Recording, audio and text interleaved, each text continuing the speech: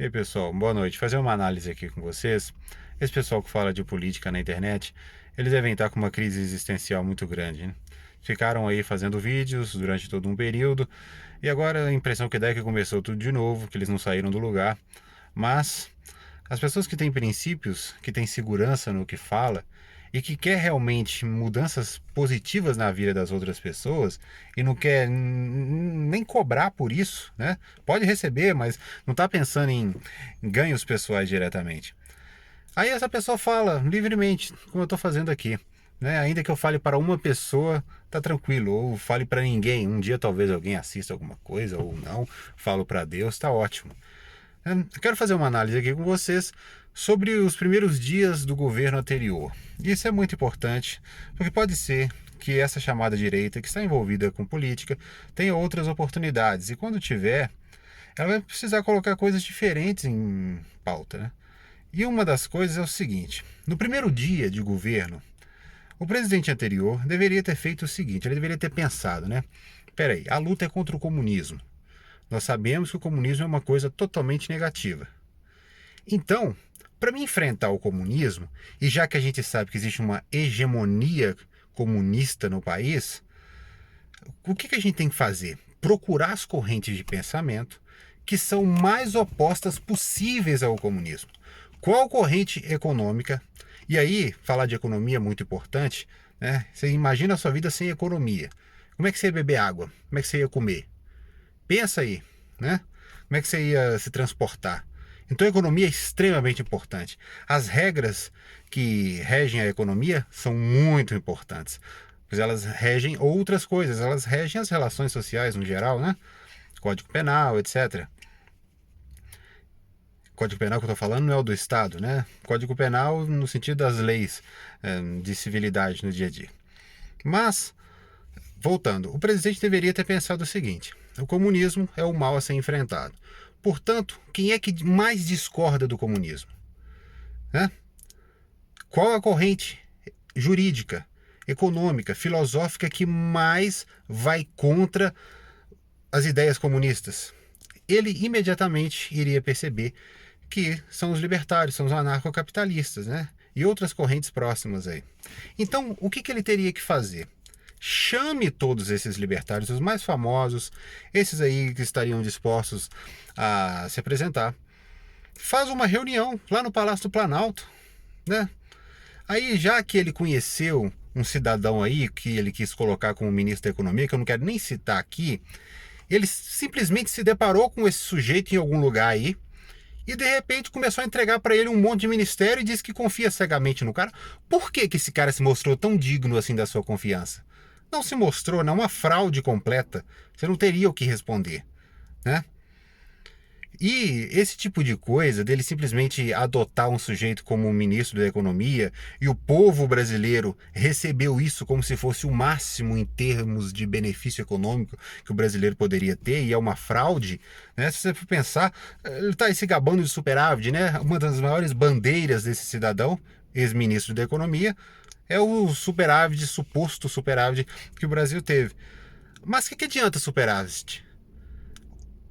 Isso quer dizer que muito imposto foi arrecadado, foi tomado à força da população? Isso não quer dizer nada. Esse dinheiro vai ser desperdiçado. O governo não tem que ter superávit.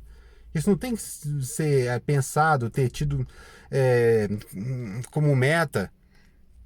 Então, voltando ao assunto aqui. Ele conheceu esse cidadão. Já que ele queria ele na equipe, tudo bem. Chame a corrente mais oposta que existe do comunismo. Chame vários comunicadores dessa área, faça uma reunião no primeiro dia de mandato, com esse cidadão também aí, né, metido a liberal, que ele colocou como ministro da Fazenda, e faça uma discussão. Diga para eles assim: ó, vocês estão livres para falar o que vocês quiserem aqui. Podem xingar, pode subir em cima da mesa, pode jogar móvel pro lado, pode fazer o que vocês quiserem aqui. Sabe por quê? Porque a gente está tratando de 210 milhões de pessoas, muitas delas inocentes. Claro que existem também comunistas aí, né? Esses que morram de fome, eu não tô nem aí para essas pessoas. Mas existem também pessoas inocentes, existem crianças, idosos, que não tem nada a ver com isso, né? Então, em nome dessas pessoas, é importante a gente encontrar a melhor saída moral para o país contra o comunismo.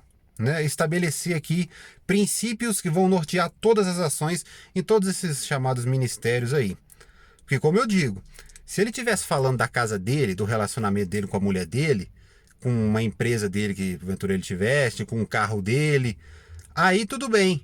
Ele poderia simplesmente encontrar com alguém que ele queira colocar como ministro da Fazenda e acreditar nesse cara cegamente, não tem problema. Ninguém tem nada a ver com isso. Você pode fazer isso. Agora, quando você está tratando de milhões de pessoas inocentes, você não pode confiar cegamente em uma pessoa e deixar essa pessoa fazendo o que ela quiser, caso você seja uma pessoa bem intencionada.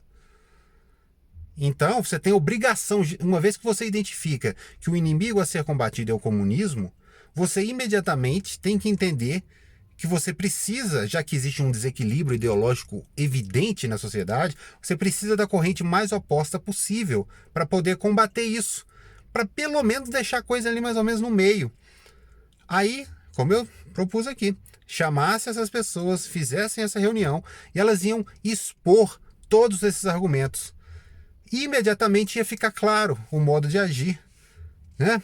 Agora, se você tem um monte de, né,